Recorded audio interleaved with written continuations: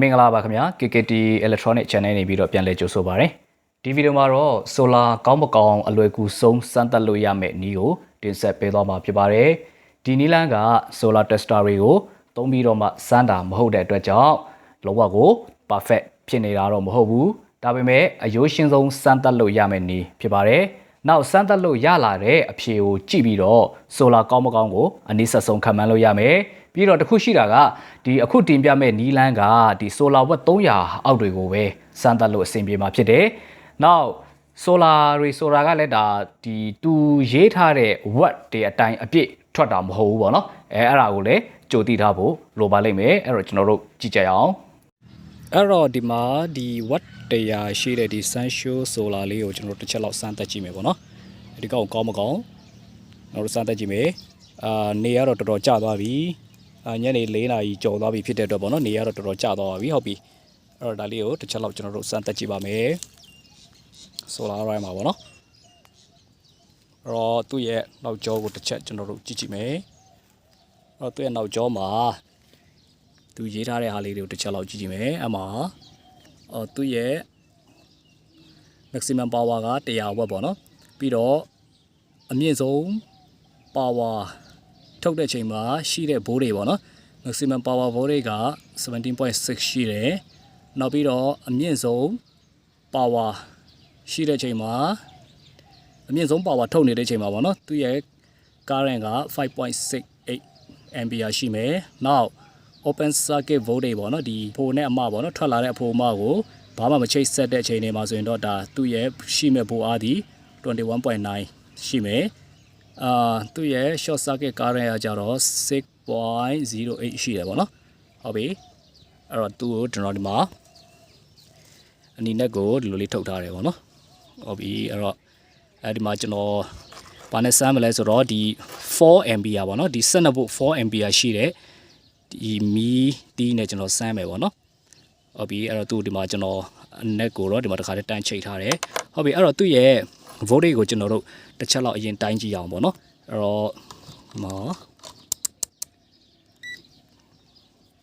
ော့voltage ကိုတိုင်းကြည့်ပါမယ်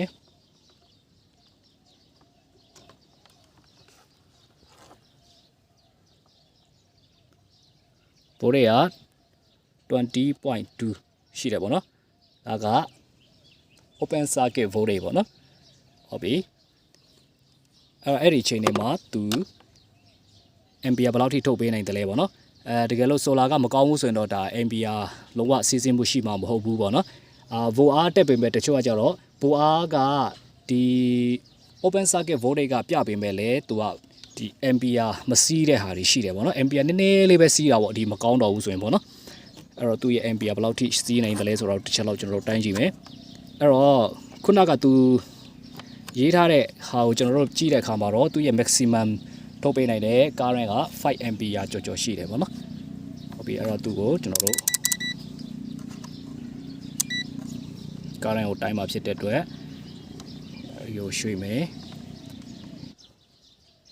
အဲ့တော့ဒီမှာသူ့ရဲ့ current ကိုကျွန်တော်တိုင်းကြည့်ပါမယ်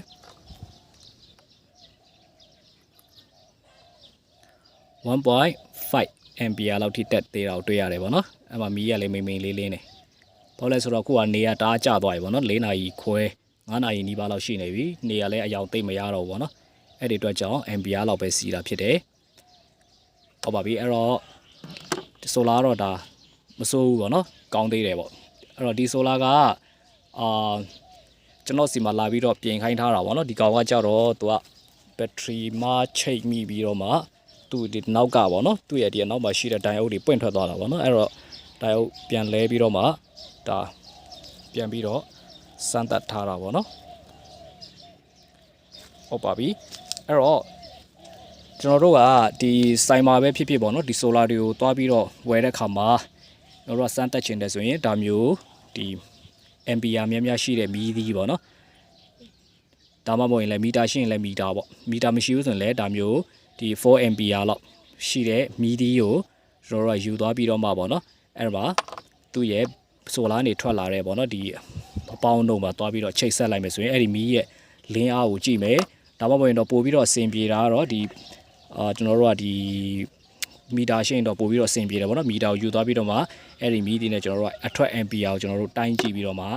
ဒီနေရောင်ခြည်ရရှိတဲ့ပုံမူတည်ပြီးတော့เนาะသူ့ရဲ့ ampere ထွက်တဲ့ဟာကိုကျွန်တော်တို့ကတိုင်းကြည့်ပြီးတော့မှဒါဆုံးဖြတ်လို့ရတယ်ပေါ့နော်အဲ့တော့ဒီကောင်က5 ampere အမြင့်ဆုံးထွက်တယ်လို့ပြောတယ်ပေါ့နော်အခုကျွန်တော်စမ်းပြထားတဲ့ကောင်က5 ampere ဆိုပေမဲ့သူကဒီတကယ်နေပူတဲ့အချိန်ပေါ့နော်ဒီနေချစ်တော့ပူတဲ့အချိန်နေရောင်ခြည်လုံးဝရတဲ့အချိန်မှာပဲအဲ့လောက်ထုတ်ပေးနိုင်မှာဖြစ်တယ်အချိန်ပြည့်ထုတ်ပေးနိုင်မှာတော့မဟုတ်ဘူးပေါ့နော်အခုဒါနေကျသွားပြီနေအေးသွားပြီဖြစ်တဲ့အတွက်ကြောင့်ဒါ1.5 ampere လောက်ပဲရှိတော့တာပေါ့နော်တကယ်လို့ solar ကမကောင်းဘူးဆိုရင်တော့သူက ampere C